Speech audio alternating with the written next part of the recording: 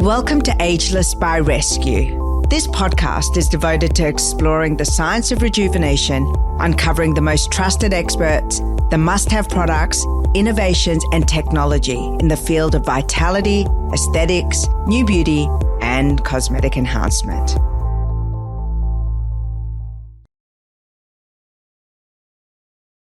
Well, this was one of those wonderful moments where I got the opportunity to interview someone that I feel like I know since my late teens. Rachel, thank you so much for coming on the Ageless by Rescue show. What an ageless muse you truly are. Oh, no, you're very sweet. You're very sweet. Yeah, no, thank you for inviting me. You're in India at the moment, and I guess India holds a very special place in your heart, which we will cover in the many questions that I have for you. But I want to start with, I guess, one of the things that's always been intriguing to me, and I guess the rest of the world about you, is that you have embodied an ageless life. You've never been, even though everyone has commented on your age because of the decisions and the opportunities you had very young, it seems to me that you've always done things in reverse. A lot of responsibility and young marriage, a huge career, before you were even an adult. Mm. Has that been something that you feel just came innately? Yeah, it's interesting because I actually just was kind of writing about it in my last post because we can get really hard on ourselves, and I think this is just through my experience and my observing at my own life and just my viewpoint on some of this stuff. Obviously, and I feel that we can get really hard on ourselves, and go back and go, why did I do that? Why did, and was that decision made back then? And I mean, we know well enough now that that's all part of the path all the way along. That was what made this, and we hear that phrase all the time. So I think that it just happened that way. And I had no control over, well, of course I did have control, but it just flowed. And when life happens like that and it just keeps clicking into place, and it's almost like your soul's just saying yes to it, even though and it's just right.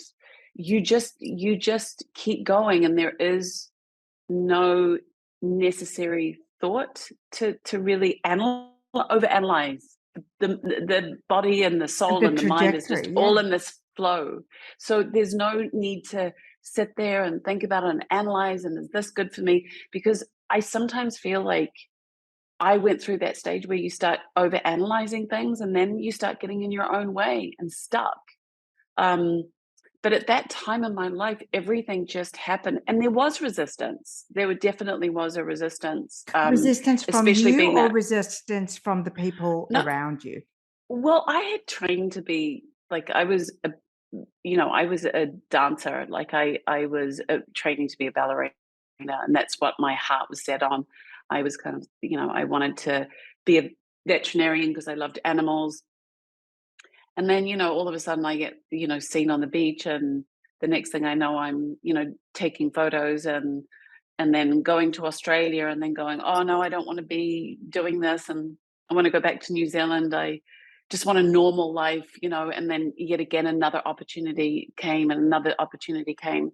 So that was the dance at the beginning of it, the resistance in some ways, of just merging from coming, I mean, obviously I was almost a kid, 16, to going into this life, this other part of my life, into that 16, 17-year-old, you're looking at, starting to support yourself, because that's what we do. We get little jobs or this or that. But I mean, this was moving to the other side of the world. And this was big. This was more than supporting yourself. Very quickly you became an extremely Yeah. well-known model. You were assigned to Ford.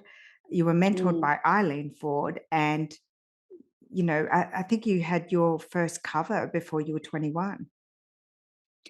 Oh yeah. Oh yeah. There was, I think, I in Australia, I think there was one time where I had like 4 covers all within the same month, and I was 17. Wow. Yeah, there was like, I think there was Vogue, Harper's Bazaar, and no, I don't know whether there was, but there was 4 of them anyway. But overseas, yeah, it was definitely. I mean, by 22, by 21, I was married, and 22, I was having Renee. But it was just how it happened, and there was no control. It was unbridled, untethered. It was just, that beautiful book, Untethered Soul. I mean, I haven't read it, but at the same time, it just feels like that. I just knew where I was going, and it just went. And I think those are the moments in your life, and sometimes you want to return to that, and you start grasping again, like, because it ebbs and flows, right? I mean, your careers ebb and flow, and sometimes you go, well, where did that go? Where I have to reinvent myself, or you know, um, come up with Reimagine a yourself different almost. plan. Yeah, yeah.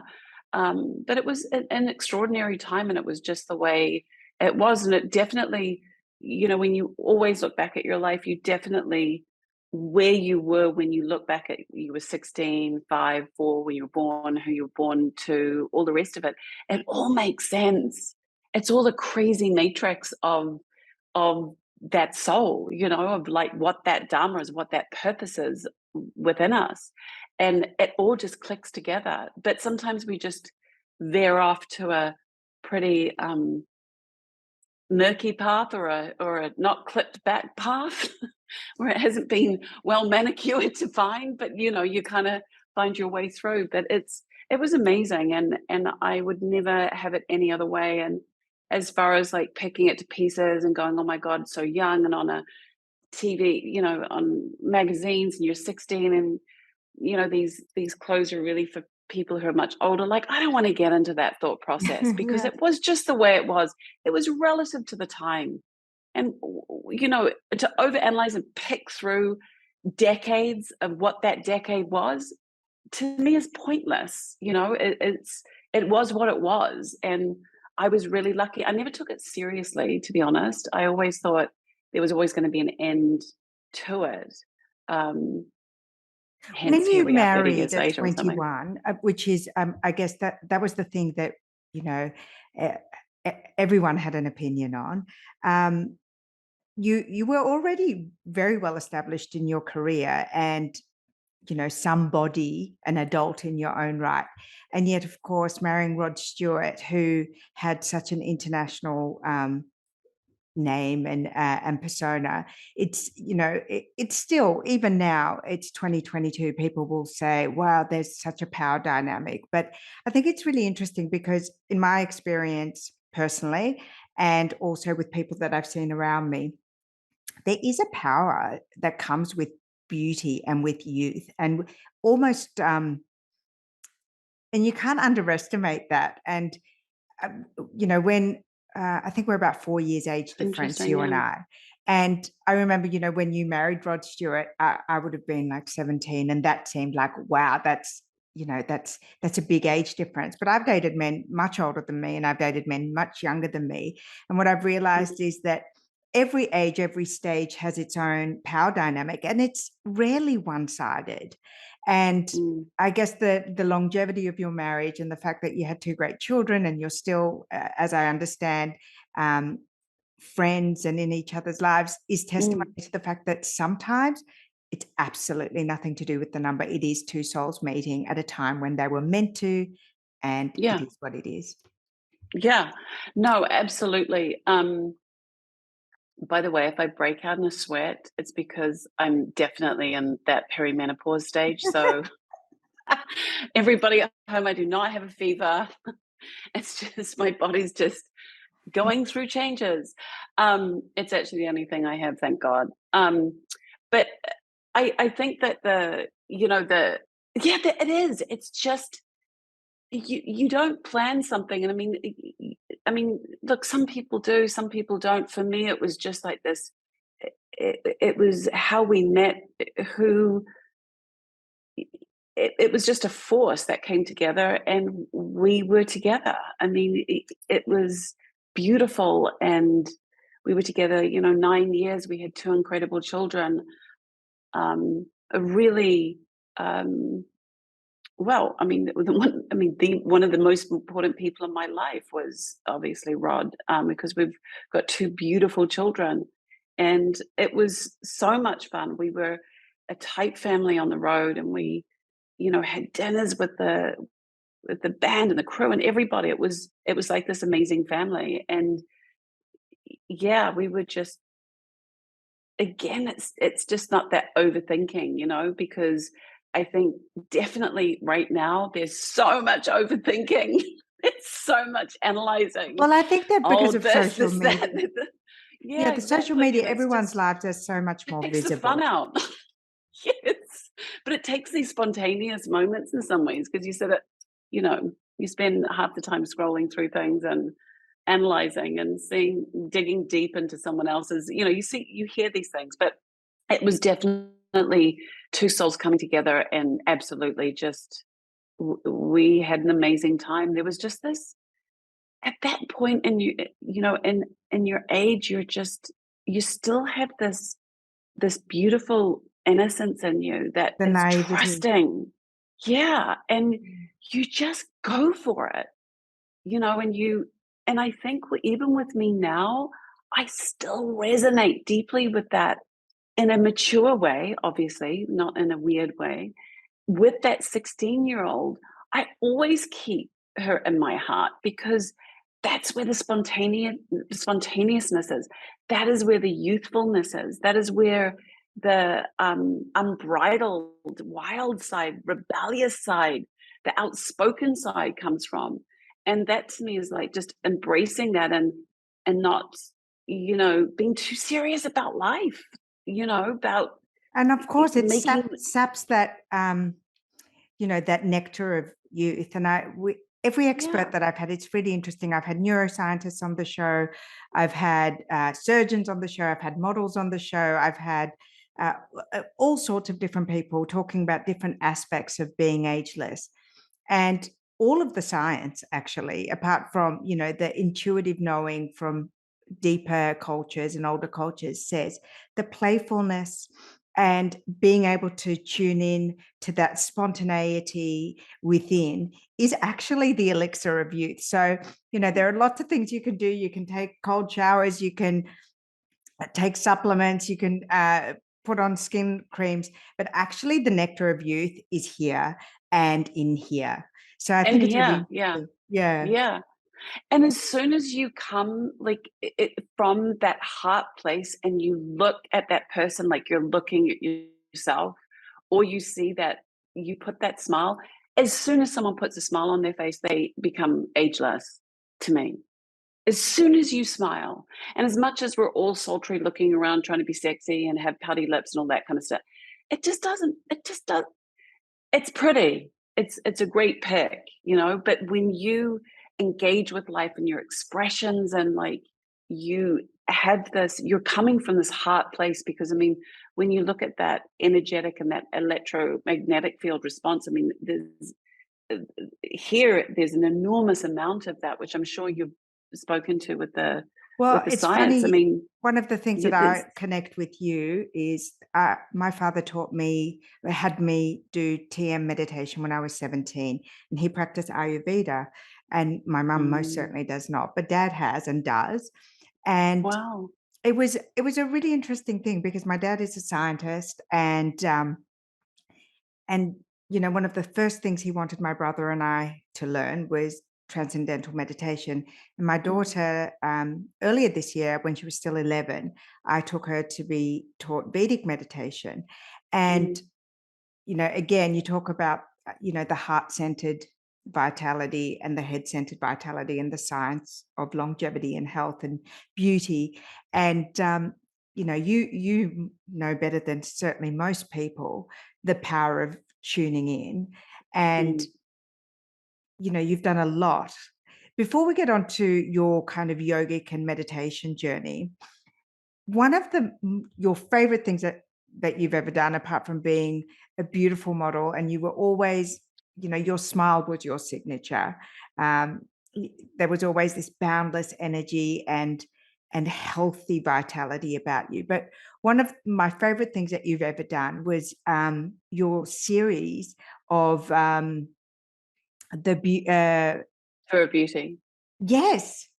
Yeah. Yes, tell me Yeah. about your Yeah. show, because I think that that was the most amazing way to you traveled around the world and you went deep into 23 different countries and cultures to discover their ancient rituals, their secrets, their view on aging and beauty. What was that all about? That was amazing. Yeah, we just finished doing New Zealand's Got Talent, and the producers of the show, we were talking about doing another show, and anyway, that's how it was kind of birthed out of. And uh, yeah, we were in feed. Well, first of all, we went to Greece, South Korea, um, India, all these places, and obviously there was always a, what is the new beauty cream treatment. In South Korea, obviously there was a huge plastic surgery component to that. But also we went to the natural side where there was a lot of the uh, natural medicines and stuff. It was incredible because you really got to see um, just the variety of and the outlooks of beauty, and the depth of it, and how different it was in each culture. And every time I went into a country, um, you fall in love with it because I was like, every time I was like, oh my God, I want to live in Morocco. Oh my God, I want to live in, in Greece, or I want to live in India, or I want to live in, wherever we were. It was just the richness of life, and your capacity your capacity to understand beauty in all layers and all understandings as much as you could.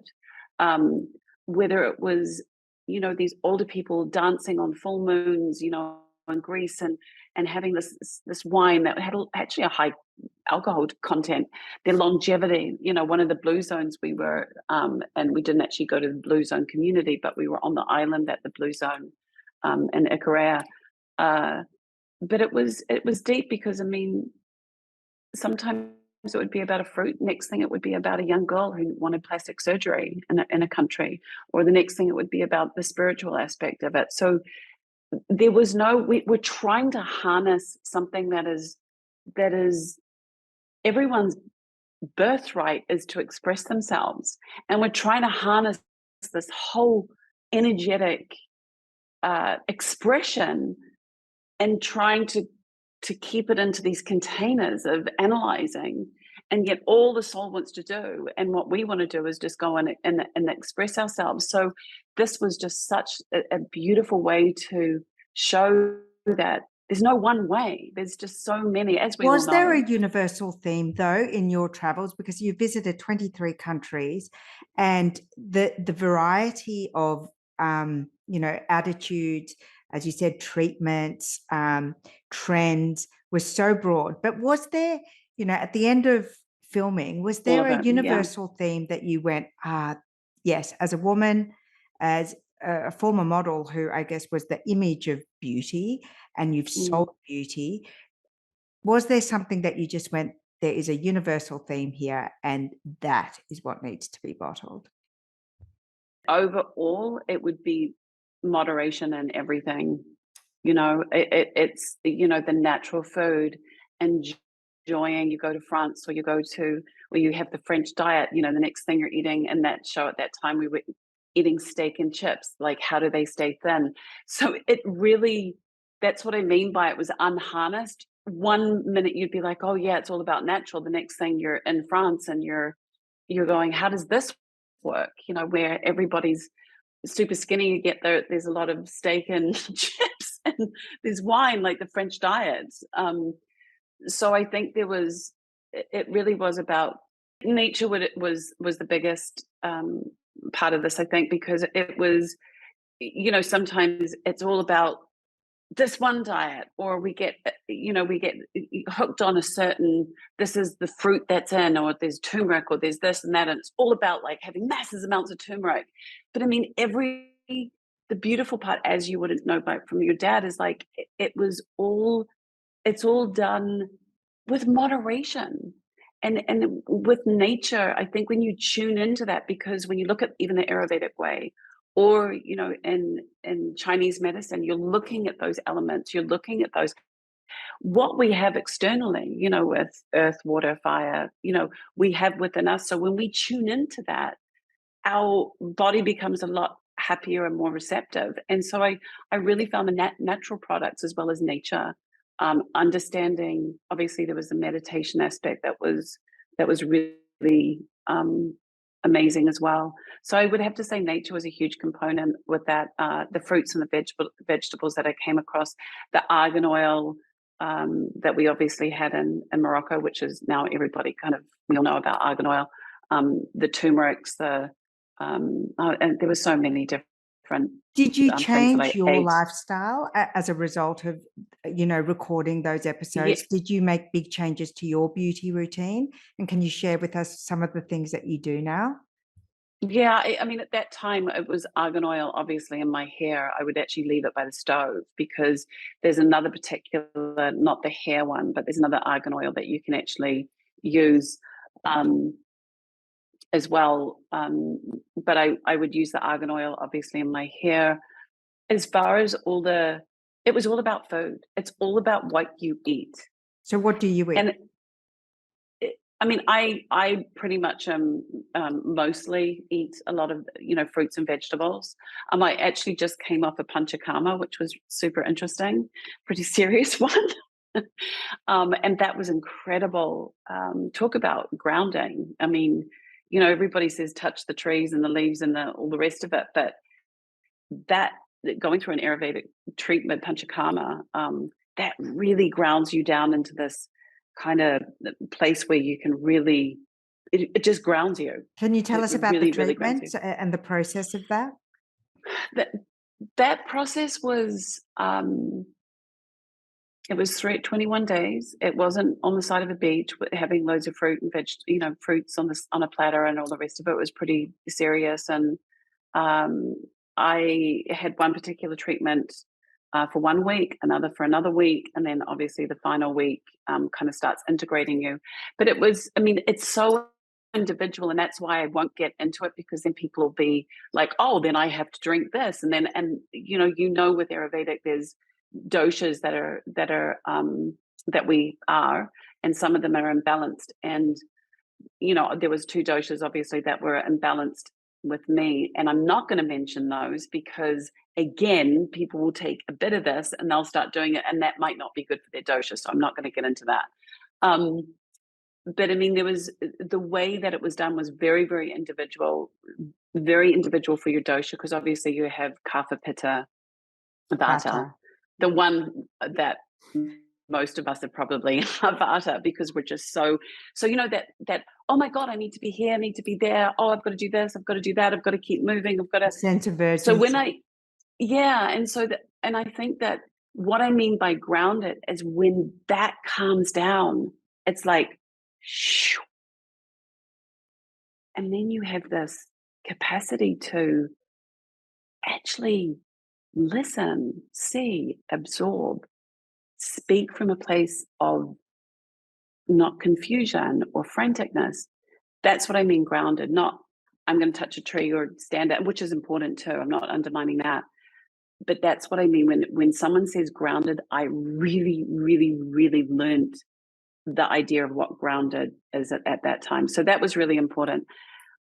I mean, Tour of Beauty just it expanded everything from seeing a young girl from who was very, very young getting plastic surgery because she said she'd much rather have the surgery um, than live with who she was, and that was really, really confronting at the time, because I was like, oh my God, that's just, it was mind blowing actually. But at the same time, when you when you see what makes somebody happy, they need to do what makes them happy. And I think that's ultimately what you have to do. You have to find what that is that makes you happy, truly authentically happy, not a quick fix, but truly, what is the lifestyle? Where do you want to be? How do you want to grow? How do you want to eat?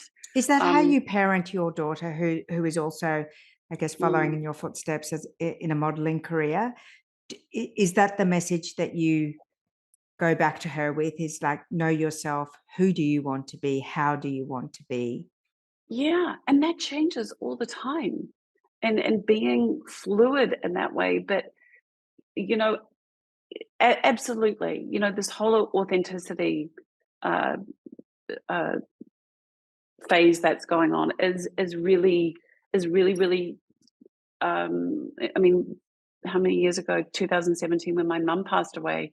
That's where really I stepped into that whole yogic side of me, where I was like, there's no messing about here. Just do it. Go ahead and do it. And I'm definitely reaching another part of me that's going, I'm in my own way and need to push through that again. And those parts are really frustrating and really like, what is in my way? I'm trying, I'm putting my step forward.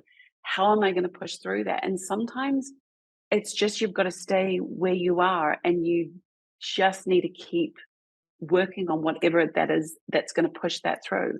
Because I think, I mean, I'm someone who sometimes does get I kind of, before mum passed away, really adapted to what people wanted me to be like, whether it was on an interview or, and, when she was passing away, the last few words that we spoke to, actually the last 3 weeks, was, I said to her, what do you regret? And she goes, I really regret not fully stepping into who I wanted to be. And she was very, very spiritual. She had loads of tarot cards, and um, she'd made tarot cards. She was she was that way inclined, and I think she thought that people were judging her. If people saw her.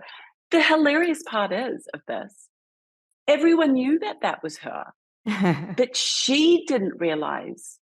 And so the funny thing is when people go, when I actually made that move to go over to India, process the grief of my mum through yoga, the next thing I knew, as I was coming back to New Zealand and doing those workshops, is people were like, well, yeah, that's you, of course, but you're the one who's hidden behind this veil.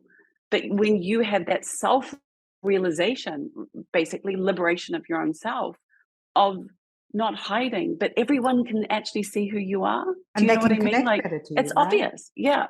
Yeah. But even then, before people could see that there was that side to you, but you're not aware of it, or you're trying to hide it I read somewhere because that it might be weird.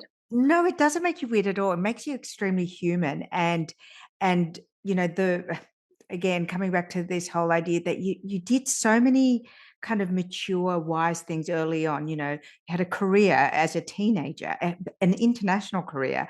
You lived overseas as a teenager. You married, someone who was on the world stage at 21, before your frontal cortex had even closed. You're a mother by the time you were 22, and now you're in your early 50s.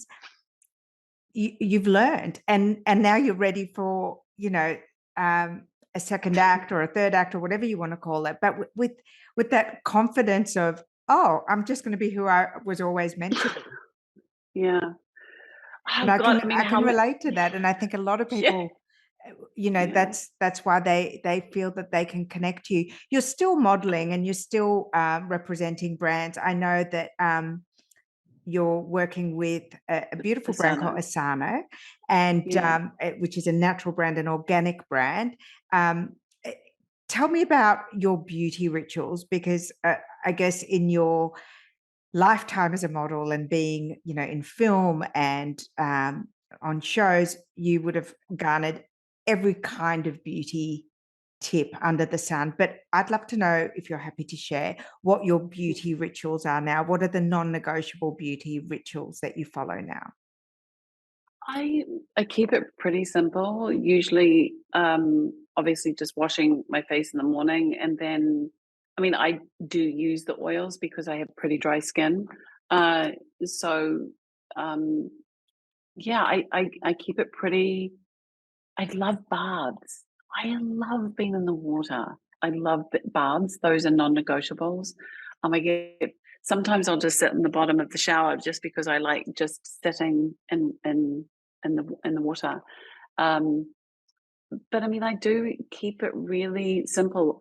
Mascara is one. I always love having mascara. My mum used to always have black eyeliner around her eyes, so I do wear eyeliner. Um, and then basically very listen, I was very fortunate, obviously, genetically with my parents, so I have to thank them for that. But I mean, I keep things really, really simple. So it's really mascara, oil for my face, like a rose water, rose hip oil, the water that the spray that we have here, um, and also baths, new moons, full moons. I think all those types of rituals to kind of do.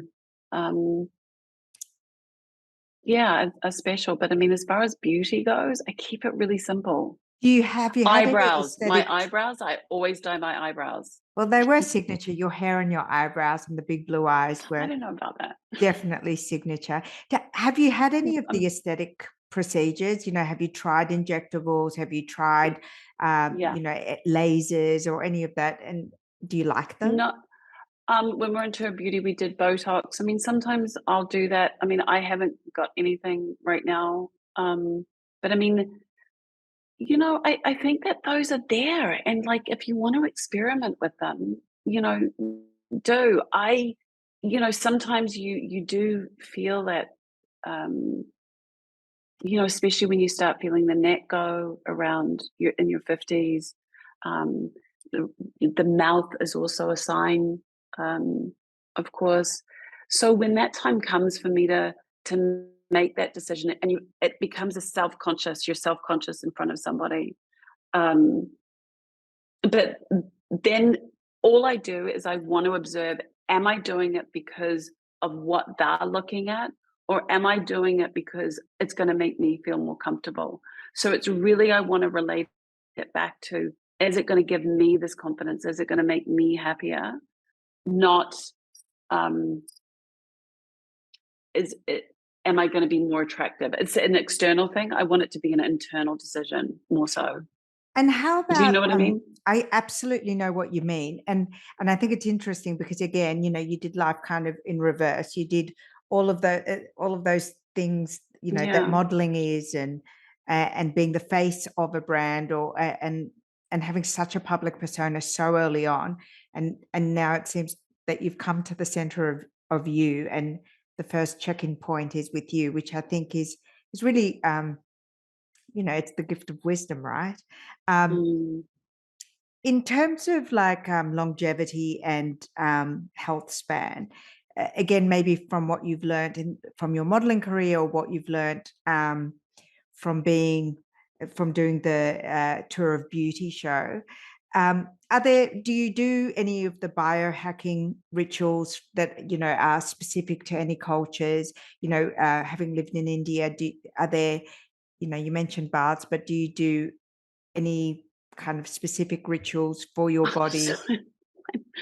I am so bad, like biohacking. I know I have a lot of respect. I have a lot of respect for people who really, um, it's like this gift that they're really researching how to, yeah, how to biohack, and how to look at. I think everything becomes minimal. I think that. ch- Look, COVID has taught us so much as far as like the health is wealth, and I think looking at medications, like, it's, I think when you need them, you have to have them. When you don't, to keep away from them. But as far as the biohacking, no, I haven't really. I've observed it obviously with Tour of Beauty, but I haven't really gone down that road. Do you have any I kind of keep it specific diet or do you fast? Do you do any kind of fasting. I mean, for me, the fasting. But then again, during this panchakarma, going back to the panchakarma, I was eating a certain meals a day. And at the beginning of this year, I had like 2 tooth infections. Like there was all this stuff just going on with my body. I ended up having to have sinus surgery because my sinuses were extremely bad. And I was just like, what is going on with my body? Like, I mean, it's like, oh, great, I've hit 50 and it's now falling to pieces. And, you know, I started going, I need to go and do the panchakarma. I need a reset in my body. That I was my reset. That was probably, it's not even a biohack because it's a very old and ancient, Well, the you know, biohacking is philosophy. all set in, ancient wisdom. Very few, Yeah, yeah. very little of it Well, is new science, really. no, yeah. Well, this really my agni, my fire, my digestive system had slackened basically, and rightfully so. I mean, I've hit the age 50, and I needed to refreshen that up. So, I mean, where does the gut? You know, the gut to me is just obviously we know, and probably with your dad being a scientist too, right? The gut is just so. To me, it's our first He's a brain. That's where geologist, we. but he Oh, understands. yeah. Oh, okay, but he understands the. But I Yes. mean, feeling our feelings. Where do we hit it? We don't hit it in the mind first. It goes straight to our stomach, where it just falls, and we're like, "Oh my god, that just happened," or "Wow, that just happened." It comes from this like center of our being right here. And so for me, I think with the panchakarma, I mean, if you want to, like we're just talking about, if you want to call that the biohack, absolutely, that was, I would probably do that, if not once a year, twice, every second year, because I really felt my system letting go, like was became regular. The pain in my body was gone. I have a bad back, different things. The efficiency of my body healing. Like I mean, I had a really sore back because I wanted my back to kind of trigger off in there, and it did. And within 2 days after the right protocols, it was, back. Usually it would take weeks.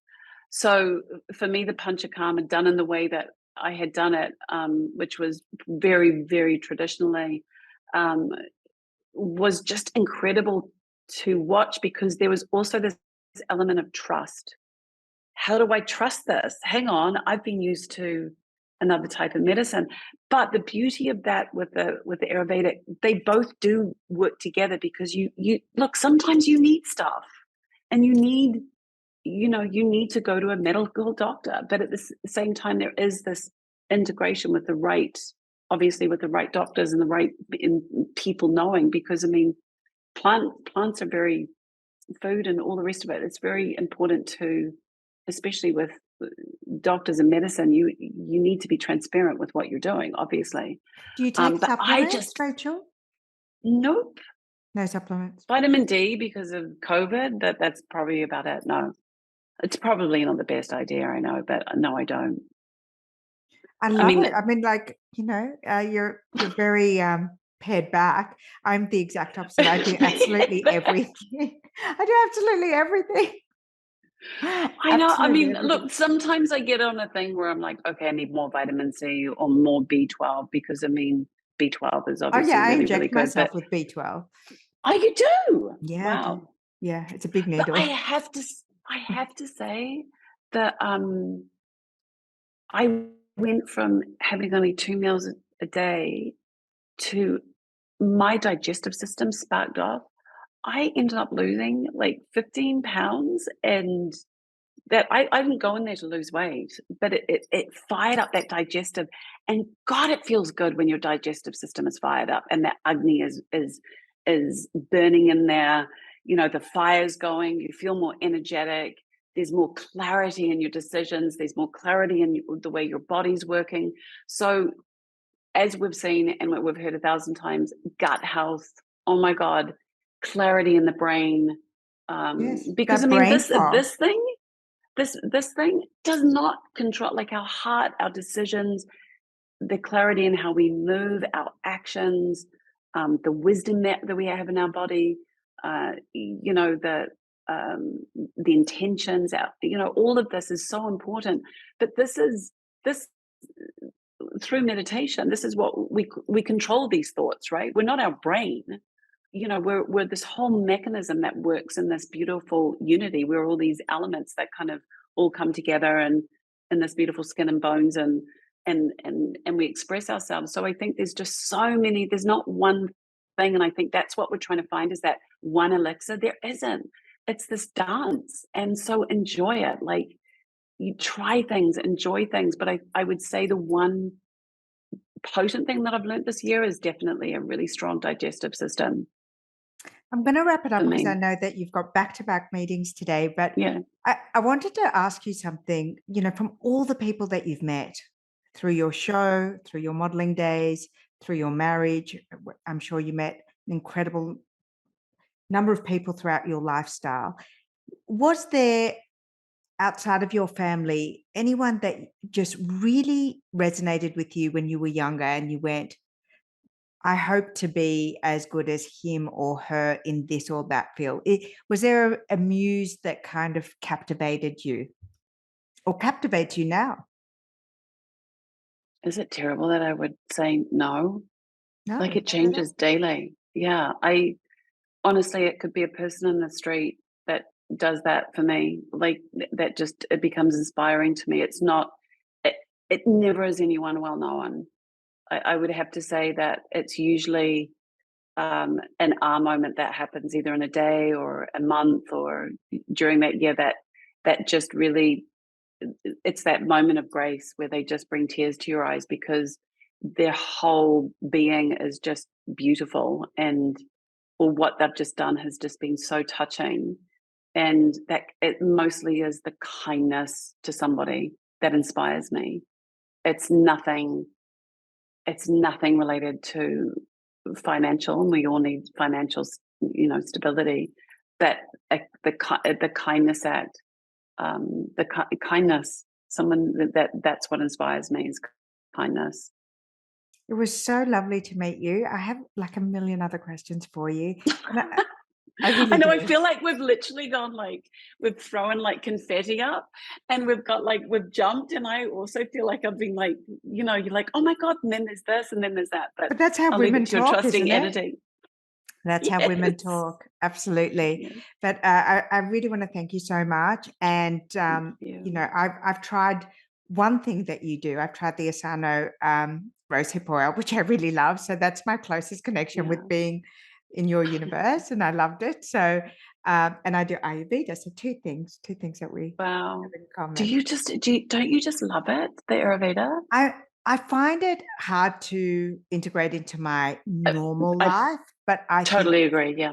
Yeah. yeah, the principles of it really make sense for me. I'm Iranian, and we also have an ancient wisdom and culture around hot and cold and really turning inwards to understand your Mm, body. So for me, there was like a DNA understanding of what Ayurveda yeah. means. Um, Yeah. but the older that I'm getting, the more it's interesting. Ancient wisdom interests me, and that's Mm, why your tour of beauty show is really really fascinating for me. I think we can learn a lot from ancient cultures, and yeah, And it was, when I know I have to go to that, but when we were in Greece and I was interviewing one of the oldest people, I think he was 106, if I remember, and he was still reading without glasses, and he's never been to the doctor. And I think that when you look at those ancient cultures, and it's not just one ancient culture. I mean, there is obviously very similar elements, obviously within those ancient cultures, and they all have to do with nature, don't well, they? that's what And I the was saying. way, The common thread. It's interesting that yeah, after very few people get the opportunity that you did to deep dive into so many cultures, so many mm, worldviews, and I think it's interesting that the common theme was nature. And you know, you are a natural beauty. You were, are, will be. And it was really so fun to have yeah. you on the show. Lovely to meet you. Yeah. Oh my God. And please do, like, get a selection of people that know all about ancient cultures, because it would be amazing to see all four of them speak together, wouldn't it? Absolutely. Absolutely. Thank you so much. Thank you. It It was was lovely to wonderful. meet you. It was great to see Thank you. you. Have a All great day. right. Bye. Okay. Take care. Bye-bye. Bye.